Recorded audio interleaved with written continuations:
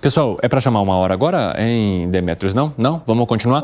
Eu quero trazer só mais um outro tema aqui para dar tempo da gente discutir nos 20 minutos finais que nós temos aqui no 3 em 1. Quero falar um pouco sobre marco temporal, que foi até uma pergunta feita pelo nosso repórter André Anelli, que questionou o ministro sobre a insegurança jurídica que é debatida ali entre os grupos rurais de produtores e também pela frente parlamentar da agropecuária. E aí eu até trago um trecho do que o ministro Barroso falou sobre marco temporal. Ele disse o seguinte: quem ocupou com boa fé não tem insegurança jurídica. Vocês concordam com o ministro nesse ponto, hein, Gustavo Segré? É estranho, porque ele teve que explicar o que até agora ou foi um erro de comunicação por parte do Supremo, ou ninguém entendeu nada, inclusive os congressistas, porque saíram muito rapidamente para fazer o marco temporal através da aprovação na Comissão de Justiça e no plenário do Senado. Sim. E aí começa a ter a possibilidade, segundo alguns meios de comunicação, de que o presidente poderia vetar o que foi aprovado no Senado. Sim, porque é uma pauta cara para o PT, né? Mas seria um veto absolutamente ridículo. E vou justificar. Para você derrubar o veto, você precisa 41 senadores e 257... Sim, volta para o Congresso. A decisão última não é do presidente. Correto. Volta para o Congresso e aí precisaria o Congresso 257 votos de deputados e 41 de senadores. A pauta foi aprovada por 283 deputados e 43 senadores. Exatamente. Qual seria a lógica de vetar? Não teria nenhuma, salvo que... Apenas a representação, né? O que isso significaria. Aí que está o ponto, Evandro. Você deu na tecla. É uma questão de dizer o Executivo para o Supremo, dizendo: eu estou apoiando a causa de vocês, vou fazer o Congresso trabalhar um pouco mais. E aí poderia abrir uma eventual negociação para que se coloquem as partes de acordo. Que foi? Interessante que o entendimento do ministro, que é um contorcionismo danado para tentar explicar uma coisa, devia ter feito exatamente o oposto. Mantemos o marco temporal da Constituição, que é o 5 de outubro de 1988, como um marco zero, e os litígios em terras que havia litígio antes, ou seja, logo depois da promulgação da Constituição, mas que estava já decorrendo, esses casos a Suprema Corte ia analisar pontualmente. Mas você daria segurança jurídica para todos os proprietários de terra. Você ia discutir justamente essas terras que o ministro Barroso colocou.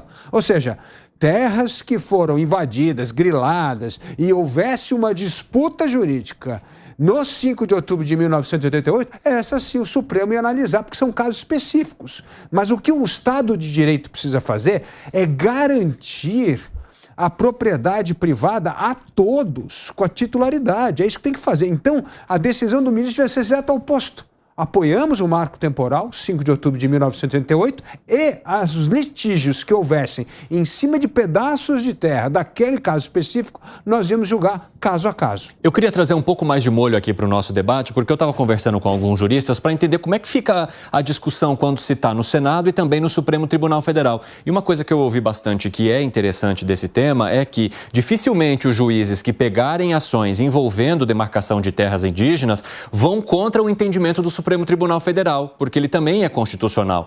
Então, se por um lado você tem o Congresso com uma definição, mas você tem o Supremo que já tomou uma decisão e que já trouxe um entendimento sobre esse assunto, provavelmente os juízes que pegarem essas ações vão seguir aquilo que foi definido pelo Supremo Tribunal Federal, que é o caminho oposto do que está sendo discutido pelo Senado, que foi definido, inclusive, em votação do Senado. Ou seja, se esperava uma definição e um fim da insegurança jurídica, dá a entender que, na verdade, se propôs o caminho contrário, principalmente com esse movimento que foi feito pelos parlamentares no Senado agora, Segré. Mas, Evandro, nesse caso você tem um problema maior, porque você tem o Supremo legislando e sendo o árbitro dessa legislação. Então, como que ficaria? E vou mais longe, complementando o que dizia a Dávila.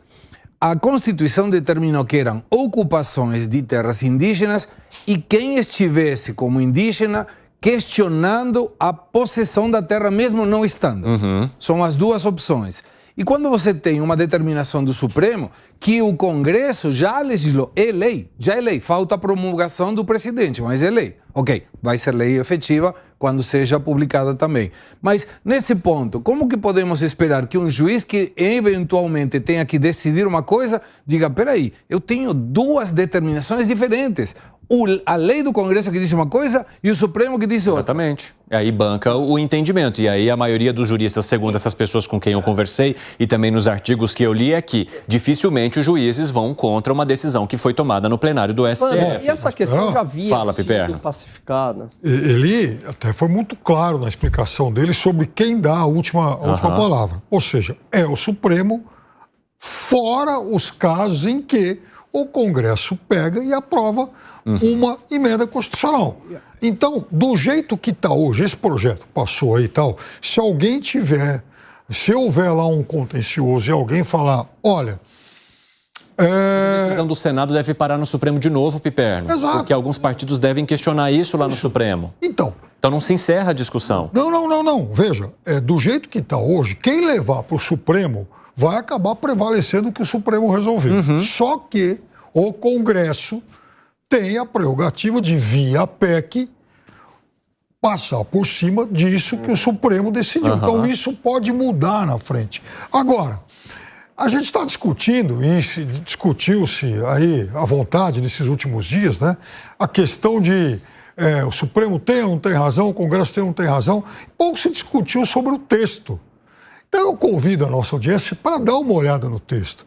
Porque, entre outras coisas que estão previstas aí nesse texto aprovado pelo Supremo, está, por exemplo, a possibilidade de se construir vias, rodovias e tal, dentro de áreas indígenas, desde que se entenda que aquilo é de interesse estratégico. Aí eu vou dar um exemplo. Ferrogrão. A Ferrogrão, do jeito que o projeto está hoje, ela passaria por 40 áreas indígenas. E aí?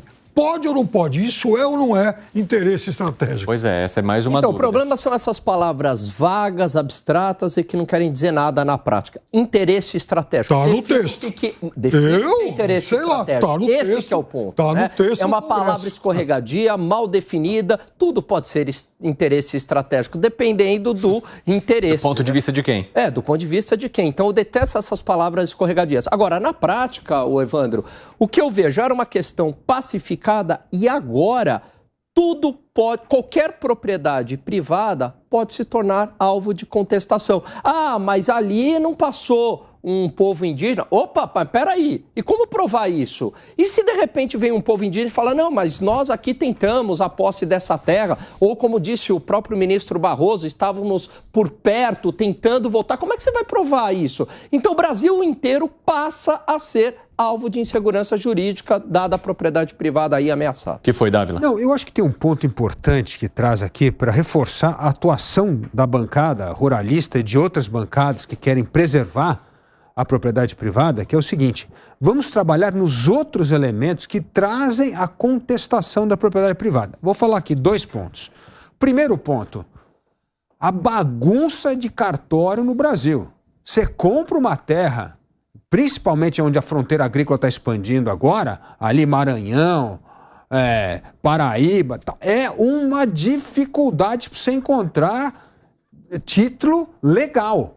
É tudo complicado, porque é um desmembramento de terra, tem problema em cartório, tem dupla escritura. Então, mesmo quem compra em boa fé uma terra, quando você vai pegar a história daquela titularização da terra, tem um maior problema. Então, assim, primeira coisa que a gente deve fazer, um programa rigoroso de titularização de terra. Isso é fundamental para assegurar a propriedade privada, para dar garantia para o dono da propriedade privada, e é fundamental para nós termos o que a gente chama do CRA, que é justamente esse certificado rural ambiental que a gente vai precisar para fazer agricultura sustentável com o meio ambiente. Então, este é um projeto urgente.